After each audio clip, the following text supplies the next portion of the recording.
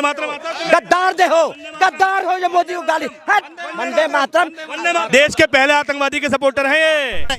दोस्तों 10 अंधभक्त मिलकर मोदी जी की गुणगान कर रहे थे, तभी मास्टर जी आते हैं और उन लोग को भिगो कर देते हैं। तो आइए हम वीडियो में आपको आगे दिखाता हूँ। और बीजेपी डकार गई, देश को खा गई। ये जा रहा है कि हम 10वें नंबर से जो अर्थव्यवस्था से हमारी अर्थव्यवस्था 5वें नंबर पे आ गई। आप कह रहे हैं कि बीजेपी देश को बर्बाद कर रही है। पर कैपिटा इनकम कहाँ पर है ये बताओ? देश की तरक्की पर कैपिटा इनकम से मेजर होती है। अभी मजा आएगा ना भिड़ो। 10वें नंबर से 5वें पे भी आ जाएगी और 3वें पे भी आ जाएगी। मैं कह रहा हूँ देश की अगर जो इकोनॉमी है, अगर वो 15 ट्रिलियन भी हो जाए, 5 ट्रिलियन की बात करें, 15 ट्रिलियन भी हो जाए तो भी देश की स्थिति इंप्रूव नहीं करेगी। होता है जीडीपी एक मेजरमेंट होता है, जरूरी है देश को जानने के लिए, लेकिन देश की स्थिति बदलेगी देश के लोगों की स्थिति बदलने से, और लोगों की स्थिति बदलेगी पर कैपिटा इनकम बदलने से। जब हर एक व्यक्ति की इनकम बढ़ेगी, ग्रॉस इनकम में हो सकता है कि देश की 140 करोड़ आबादी में 10 करोड़ आबादी की इनकम तो इतनी हो कि वो सीधा 3 ट्रिलियन पहुंचा रही है, और बाकी के 130 करोड़ लोगों की इनकम इतनी है कि भैया वो आपके तर्क जो भी रहे, लेकिन देश के आवाम के ऊपर इसका कोई फर्क नहीं पड़ेगा। उनका कहना है कि मेरा जो वोट है वो बीजेपी को जाएगा। हम इस बार मोदी जी को प्रधानमंत्री के रूप में, ये देश की आवाम का कहना है ही नहीं।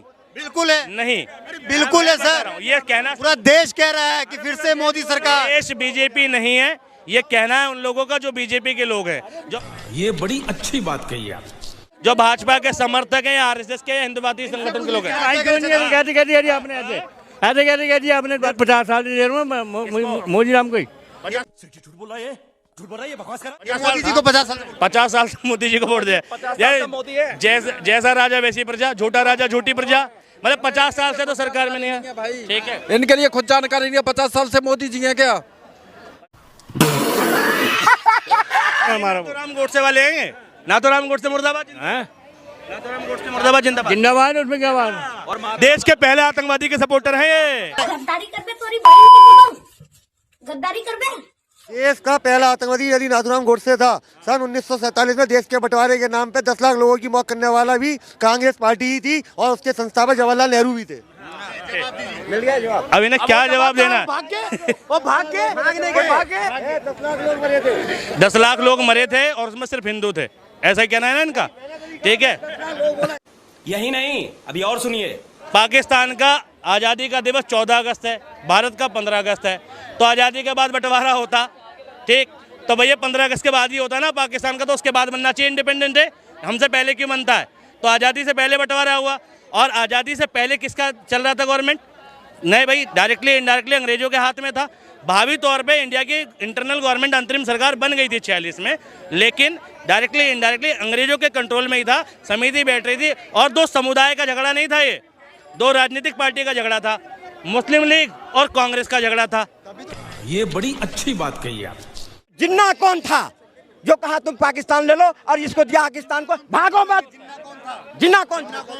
इनकी 10वीं 12वीं पीढ़ी होगा कोई, ठीक है। सुनो, अब सुनो, इनकी पीढ़ी, इनकी किसी पीढ़ी में निकल जाएगा। सुनो, अब सुनो, अब सुनो, वंदे मातरम आता है?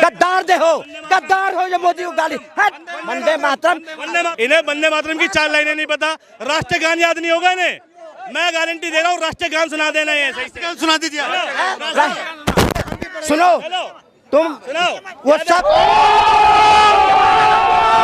1990 के दशक में जो कश्मीरी हिंदुओं का जेनोसाइड हुआ, वो भी कोई सांप्रदायिक मुद्दा नहीं था, वो तो पार्टियों ने करवाया था। जब क्या कहते हैं भारत का बंटवारा और डायरेक्शन डे हुआ 16 अगस्त 1946 को, वो भी क्या कहते हैं, वो भी कांग्रेस और मुस्लिम लीग की फाइट थी। ये है ब्रेन वॉश्ड। आजाद भारत 2014 के बाद जो ब्रेन वॉश, ठीक है। राहुल गांधी के चेले ये गैस में डालेंगे स्टोव, इनको ये नहीं बताओगे 8 लीटर में मिलता है कि किलो में मिलता है, इनको ये नहीं बताओगे चिल्कों को भी कौन। एक मिनट, तुझे तेरे से ज्ञान पूछूं, बताएगा ज्ञान? पूछो, ज्ञान पे बहस हो जाए।